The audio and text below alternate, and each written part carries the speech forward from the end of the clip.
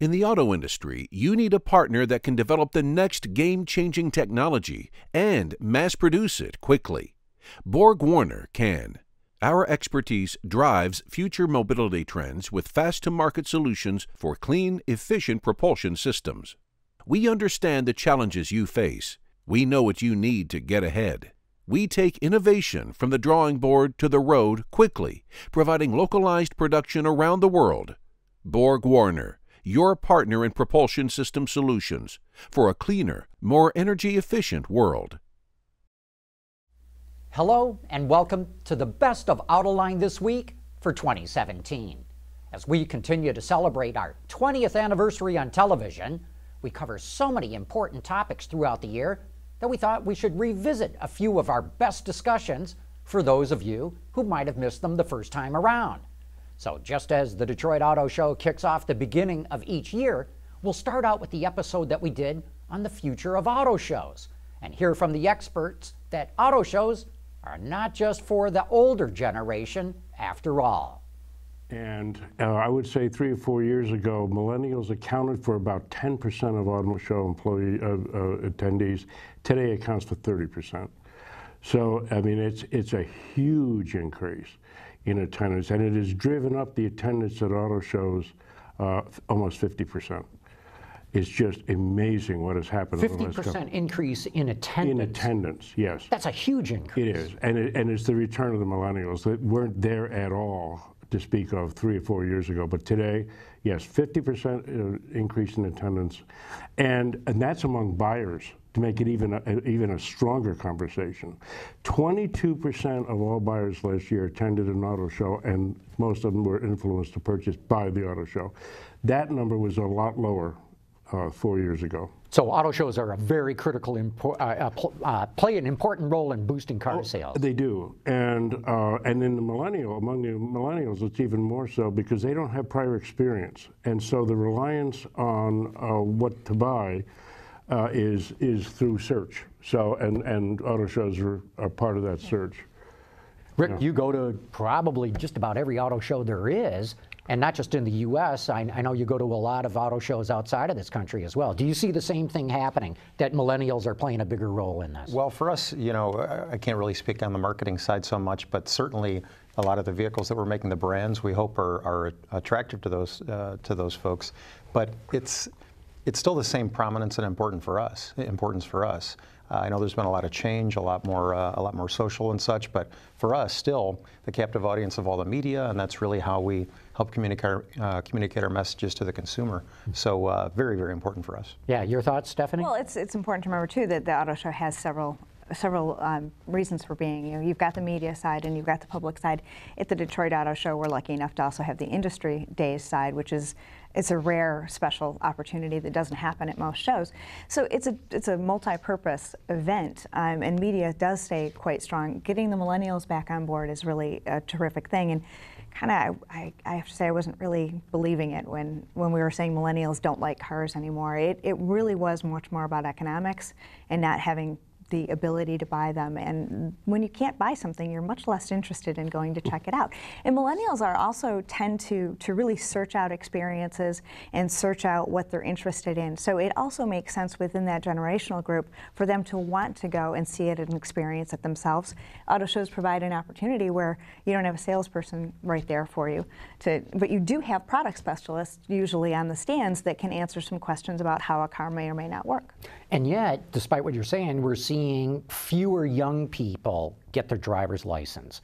We know right now that teenagers with driver's license, as a percentage, are at the lowest they've been probably in all of our lifetime. So how do you jive that with what you're saying? Millennials aren't teenagers anymore. Okay, well, that's fair enough. But I would say even you can take it up. I want to say the latest research I showed a strong decrease up through 30-year-olds and even a decrease up through 40-year-olds. I think part of it tends to be we do have changes in the economy, and it is a bit of a life stage thing too. When you need it, we're getting older and older before we actually need to have a license. If you look kind of at the way that the things are happening with kids today a little bit more. So you've got parents driving around, you've got the social media, you've got different reasons for not necessarily having to have a car until you're post-college and until you're starting a family. So there's different points, different reasons for that driving the delayed acquisition of those licenses as well. And yet it's still all about freedom. I mean, you know, what kid doesn't want to get away, take the keys, be able to leave the house, and you know, it's great too for them to pick up milk and anything that you want them to. We were not only surprised by what we learned about millennials and intenders, but we were pleased to learn that organizers of other major auto shows keenly watched this particular episode for the inside information. And that's because we specialize in getting you in front of the people who are actually making the decisions that affect the automotive industry, like the show that we did on what they're calling big data that's getting collected by cars and how the auto industry plans to make money off of it. So all this data that's coming from the vehicle, and we call it digital exhaust, how do you take that data and turn that into gold? How do you turn that into, you know, meaningful value for consumers, meaningful value for cities in how they manage and operate their transportation systems? How do you improve the flow of goods and people within cities and across highways? And that's really data monetization. Capturing that data and turning that into meaningful profits for the companies that are taking that data and creating insights and improving the lives of people. Okay, John McFarland, you're with General Motors. How does a car company take this data and monetize it? I mean, how do you do it? Well, I think the first step is actually being able to collect the data, which is something that the auto industry historically hasn't been leading in. But I think when you look at a company like GM, where we've had OnStar since 1996, and we now do 11 billion pieces of data, anonymized data, every day from our connected vehicle fleet around the world. And so the first step is being able to have access to that data, anonymized, and to be able to collect it. Explain that, because a lot of people have never heard that term, anonymous. Yeah, so collecting data from the car and anonymized means that you can't trace it back to a specific person or to a specific vehicle. And so what you're doing is you're getting an information around a whole fleet of vehicles. And so you can draw conclusions, you can understand habits and behaviors, but not down to the individual level. And that's important because when you think about connected cars, privacy is a really big concern and something that OEMs and companies like GM take very seriously.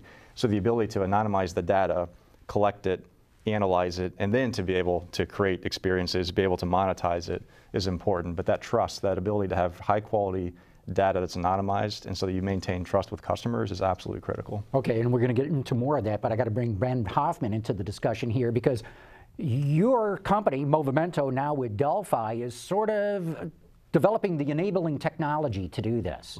Right. And what is that technology? How do you collect all this stuff? There's multiple pieces, and John's in a great position with General Motors since '96 as really industry leaders for connectivity. Much of the rest of the industry is not there. So Delphi has been on an aggressive strategy over the last 2, 3, 4 years to develop a data strategy that can be deployed for mobility services, right? A different topic to circle back to, automated driving, and then just the current near-term opportunities of data collection, data analytics, how do you reduce cost? And then from a partner strategy, Autonomo, an Israeli company, has a data marketplace. So data can be captured and collected and then shared, opt-in, for a Starbucks or other retail environments or insurance. Control Tech is another piece of the Delphi data strategy that they've acquired 2 years ago to do deep level data analytics, engineering level physics model based analytics of that data. Again, things that General Motors has been leading for a number of years, but to bring that to the rest of the industry, be a real game changer. And a game changer in the sense too, right? Because every car company is probably collecting data and constructing it in a different way. You need some way to make it common for everybody to use. Absolutely, and that, I know Joe will come back to that, of the cities and the global opportunities to collect data, but if the data is from different OEM brands, which it will be by definition, it's very hard to make sense of the data for the analysis tools to leverage that. So if you can get the data in a more standardized way, and there's a lot of industry terms and options to do that, but Delphi is going to be a leader in that space also. Joe, before we get into all the cities, let's talk about how big this market may become. McKinsey came out with a study earlier this year that said the value of the data generated in cars could be worth anywhere from $450 billion a year to $750 billion a year by 2030, which in automotive terms is just a couple of design cycles away. Do you guys see it the same way at Deloitte, or where do you think, or how big, I should ask, could this market become? So first point is no one knows. But the way that we kind of look at it is, you got to look at what the current value chain is and what the value chain of the future is. And we've done extensive research around how the value chain is, where the money goes. So if you look at the current value chain in the U.S. for just the selling and maintenance and all the services associated with the vehicle, it's about $2 trillion and about $5 trillion globally. Then if you add on top of that public transportation, which is a big component of it, it's at least double that. So in the future, where the opportunity is going to be is the shift from this physical value chain to a digital value chain. And all of the opportunity is going to be based upon what the efficiencies and the savings could be as you move from the current mode of transportation to this future mode. So as we move to electric vehicles, as we move towards car sharing, as we move for autonomous vehicle, what is the savings and efficiencies associated with that? And we believe that it could be at least as much as 50%. John, can you give us an example of how this works? And I got to believe that you guys are already onto it, and that you're not waiting for the next decade before you can start monetizing this. Yeah, and I think the key to monetization of data is that again, it all comes back to the customer. And are we able to make the customer experience better? Are we able to make it better to own a GM vehicle as a result? And I think a good example of that is a program we have called Smart Driver. And so what Smart Driver does is it takes really a customer pain point around owning a vehicle, which is car insurance, and something that's expensive, and that frankly there's a lot of misunderstanding about how it works. And we all kind of pay fees to the middle of the curve. And what Smart Driver does, it enables customers to get real-time feedback over how they drive based on real-time data conditions. And so if you are hard braking, if you're accelerating too quickly, you can get feedback on that driving behavior. And then if you choose to, as a customer, you can then have a report generated after 90 days that gives you for lack of a better term, a report card on how good of a driver you are. And if you're Joe and it comes back and it says you're a 95 percentile driver, you're exceptional, you can then share that with an insurance company and actually save money on your insurance. And so what you see there, I think, is a three-way value creation, which is really important when it comes to data collection. Customer benefit is they're saving money, and they're hopefully becoming better and safer drivers. For GM, we're able to provide a better experience for our customers and then participate in the value stream with insurance companies. And insurance companies are getting qualified customers, basically, that have lower risk profiles and can price accordingly. So I think that's an example of how the value chain has to work. Well, if that topic doesn't get the ideas flying, then maybe our next Best of 2017 episode will. Because on this show, the discussion was all about the next big disruptor that's coming, using autonomous, electric aircraft for transportation. Sort of an Uber using drones to move people around. I think what you can see is a really, the public is excited about when they see these personal drones flying around. It's not a far reach for them to imagine being in a bigger one and being able to go when they want, where they want, and being able to be taxied around, if you will, in a drone. And this is coming. It's absolutely coming. We're seeing prototypes built. We're seeing demonstration programs. They're flying as we speak. What's been the change that has enabled this? Yeah, I think the real change has been sort of the confluence or timing of technology, some of the key technologies. So as you see the basic, little, not toy, but private drones, personal drones, you can imagine they've figured out some of the battery technology from some of the automotive industry is happening at scale. They're looking at the engines that are much more efficient, looking at the geospatial technology with the readily available and accurate GPS. And then you're looking at the advent and then starting to accept the autonomous driving capability, in this case autonomous flying. We all know that we have autopilots today, and if you couple that with some of the automobile technologies and those software engineers can now put together or integrate the key technologies that are overcoming some of the traditional barriers of being able to do something that's pilotless.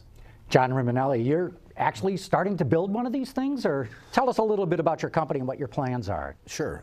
Started the company in 2011 with this concept of leveraging the automotive industrial base to build low-cost aircraft systems that connect the nation's 15,000 airports. We, as a country, only use roughly less than 1% of the available infrastructure for air transportation, and that really seemed like sort of a great opportunity to solve that problem by mass-producing craft, make them affordable, and connecting those cities. Starting small, we started building unmanned aircraft systems for military, public safety, firefighters. Did fairly well. We worked with a very, very large defense company for about 3 years, and you know, the writing was on the wall with you know, the low-cost product coming out of China, and we just said, look, we're not going to, you know, it's not worth it. Let's focus on mobility for cargo and passengers. So we took what we learned, escaped. We were able to sort of move on from small unmanned systems and apply our knowledge towards larger aircraft.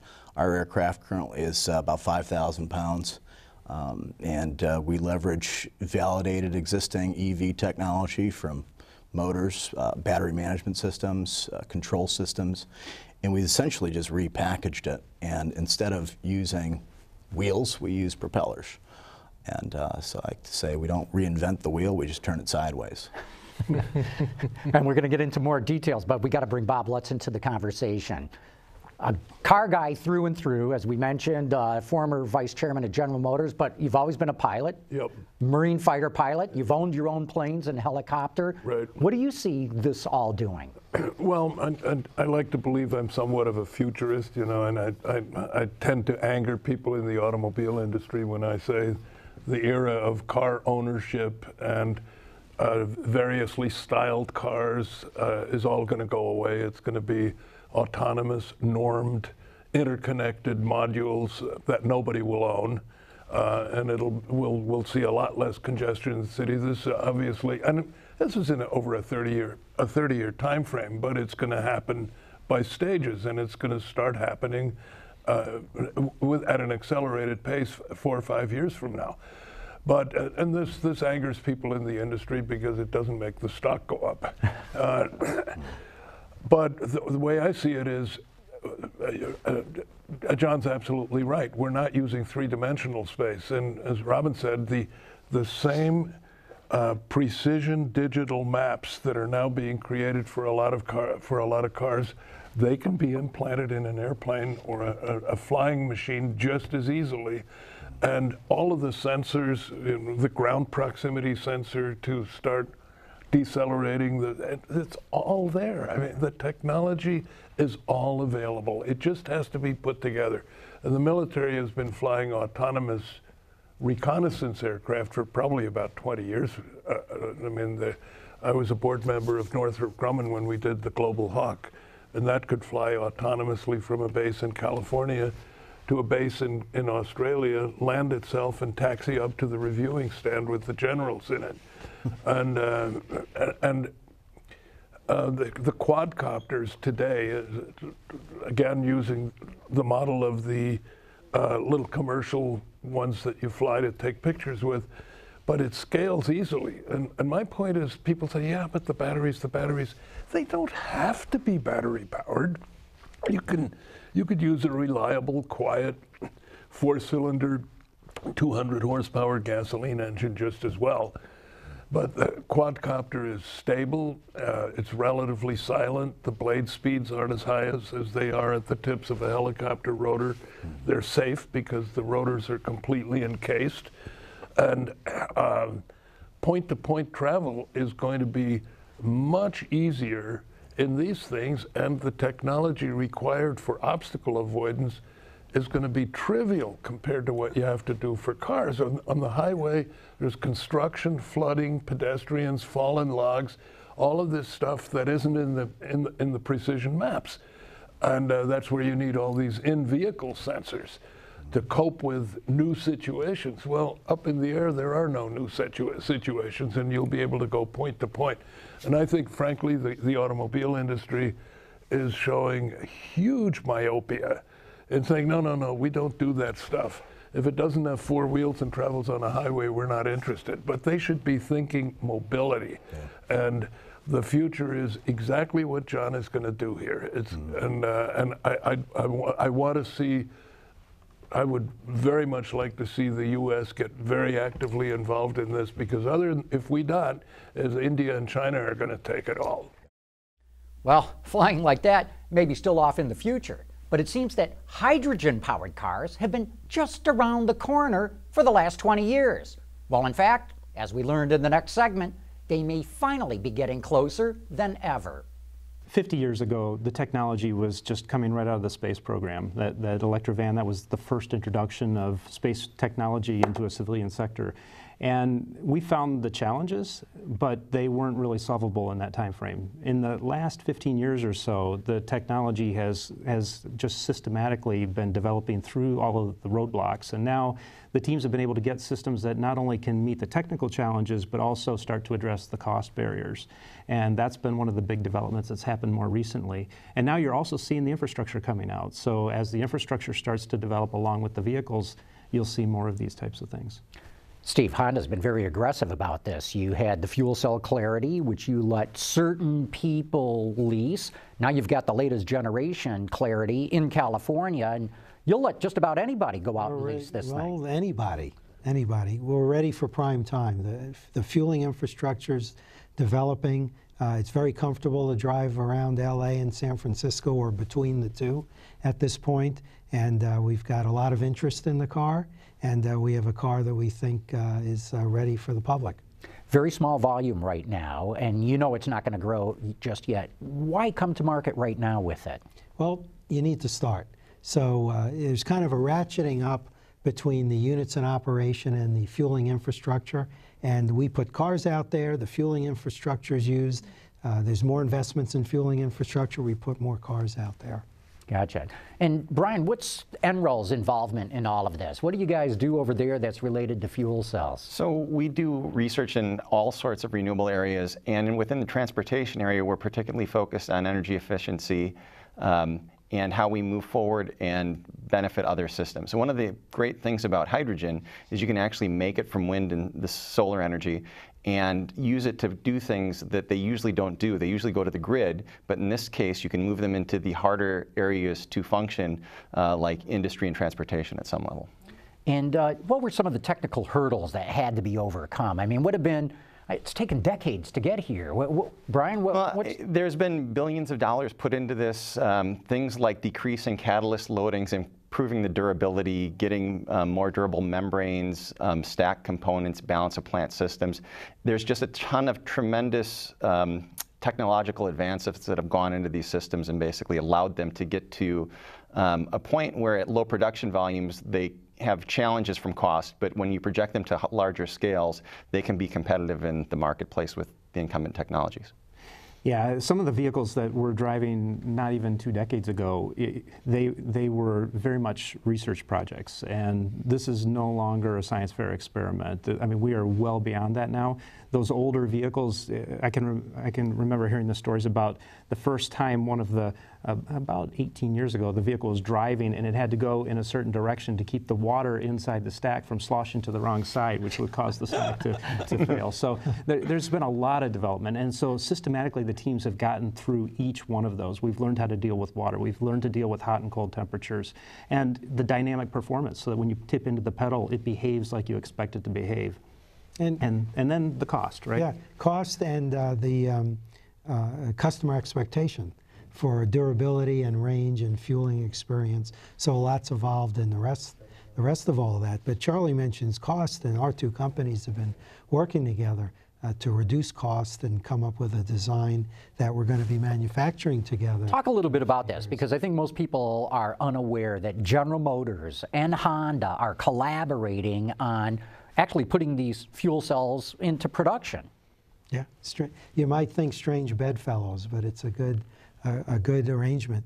The two companies together were probably the #1 and #2 holders of patents for fuel cell technology. And in 2011, we formed a joint venture to come up with a fuel cell that was a more advanced design and to reduce the cost severely so that this would be more of a mass scale powertrain. And recently we made another announcement you probably want to talk about. Yeah. Well, so we've been working from a co-development standpoint and integrating the design, as Steve mentioned. Once we got it to the point that we could see the pathway to take that the next step, we formed this manufacturing joint venture, which was announced in January.